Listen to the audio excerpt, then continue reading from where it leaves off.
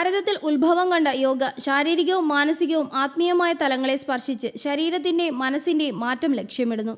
മാനസിക സമ്മർദ്ദം കുറയ്ക്കാനും ആരോഗ്യം മെച്ചപ്പെടുത്താനും ഏറെ നല്ലതാണ് യോഗ.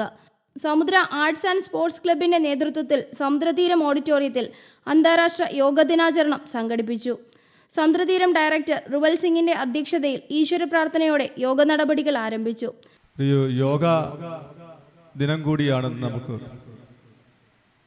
അതിൻ്റെ കാര്യങ്ങളെ കൂടി സംസാരിക്കാൻ വേണ്ടി നമുക്ക് ഇത് ഉദ്ഘാടനം ചെയ്യാൻ എത്തിച്ചേർന്നത് തന്നെ നല്ലൊരു മഹത് വ്യക്തിയാണ്.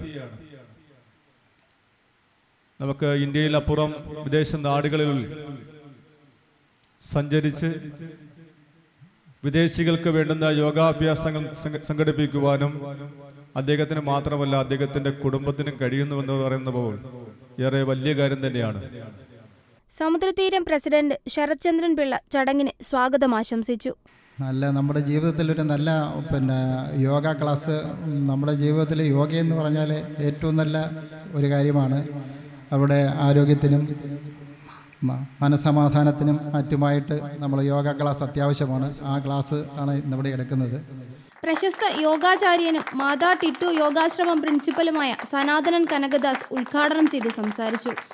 ഈ ബുദ്ധിയും ഭക്തിയും കൂടെ ഒന്ന് ബാലൻസ് ചെയ്യുന്നതാണ് നമ്മൾ ഒരാളോട് ഇങ്ങനെ നമസ്കാരം പറയുമ്പോൾ ഒരു പൈസയും കൊടുക്കാതെ ആരെയും കാണാതെ സ്വയം ചികിത്സിക്കുന്ന ഒരു പദ്ധതിയാണ് നമസ്കാരം.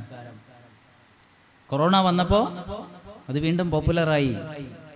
അതുപോലെ പണ്ടൊക്കെ ആളുകളെ ശിക്ഷിച്ചിരുന്നു, സ്കൂളിലൊക്കെ ശിക്ഷ കൊടുത്തിരുന്നതാണ് ഇന്ന് യൂറോപ്യൻ രാജ്യങ്ങളിൽ ബ്രെയിൻ യോഗ എന്ന് പറഞ്ഞ് ചെയ്യുന്നത്. ഗണപതി അമ്പലത്തിൽ ചെന്നിട്ട് ആളുകൾ ഒരു തേങ്ങ അടിച്ചിട്ട് രണ്ട് കൈയും പിണച്ചു വെച്ചിട്ട് രണ്ട് കാലും പിണച്ചു വെച്ചിട്ട് ഇങ്ങനെ മേലോട്ട് താഴ്ന്നു പോകും. ഇന്നെല്ലാം ഇൻ്റർനെറ്റിൽ അവൈലബിൾ ആണ്, അടിച്ചു നോക്കിയാൽ അറിയാം. ബ്രെയിൻ യോഗ, അവരതിനെ ബ്രെയിൻ യോഗ എന്നാണ് പറയുന്നത്. യൂറോപ്പിലെ എല്ലാ സ്കൂളുകളും സ്റ്റാർട്ട് ചെയ്യുന്നത് ബ്രെയിൻ യോഗയിലാണ്. നമ്മളതിന് പണിഷ്മെൻ്റ് എന്നാണ് പറഞ്ഞത്. നമ്മളൊരു ശിക്ഷാരീതി പോലും എത്ര ശാസ്ത്രീയമായിട്ടാണ് ചെയ്തിരുന്നത്. നമ്മളെ ആചാരങ്ങൾ അനുഷ്ഠാനങ്ങളൊക്കെ വെറുതെ ചെയ്താൽ മതി. പക്ഷേ ഇന്ന് ലോകം മാറിപ്പോയി. എല്ലാവരും നല്ലതിനെ ചീത്തയെന്നും ചീത്തയെ നല്ലതെന്നും പറയുന്നൊരു കാലമാണ്. നല്ല ഒരു യോഗാ ദിനം എല്ലാവർക്കും ആശംസിച്ചുകൊണ്ട് നല്ല ഒരു ജീവിതം നമ്മുടെ ഉള്ളിൽ തന്നെയുണ്ട്. അത് വെളിയിലെങ്ങും പോയി അന്വേഷിക്കേണ്ട ആവശ്യമില്ല, അത് തിരിച്ചറിഞ്ഞാൽ മാത്രം മതി. തുടർന്ന് vibrant yoga and meditation instructors Priya Prem, Princy Prem, Pranavam Sangeetha Vidyalayam director Sheela Madhu, Nedungolam BR hospital doctor Kaviraj എന്നിവർ ചടങ്ങിന് ആശംസയർപ്പിച്ചു. നാം ഇന്ന് യോഗ ഡേ ആയാണ് ആചരിക്കുന്നത്. ഈ വർഷത്തെ യോഗ ഡേയുടെ തീം എന്ന് പറയുന്നത് തന്നെ yoga for self and society എന്നാണ്.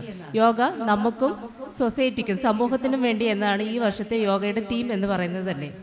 ഈ യോഗ ഡേയുമായിട്ടനുബന്ധിച്ച് 10ാമത് യോഗ ഡേയുമായി അനുബന്ധിച്ച് ഈ ഒരു ദിവസം നിങ്ങളെല്ലാവരെയും കാണാനും പരിചയപ്പെടാനും സാധിച്ചതിൽ വളരെ സന്തോഷമുണ്ട്. ഒരുപാട് മനുഷ്യർ, ഒരുപാട് വ്യക്തിത്വങ്ങൾ ഈ മഹത്തായ യോഗ ഒരുപാട് പേർ, എനിക്കറിയാവുന്ന ഒരുപാട് പേര് ഉണ്ട്.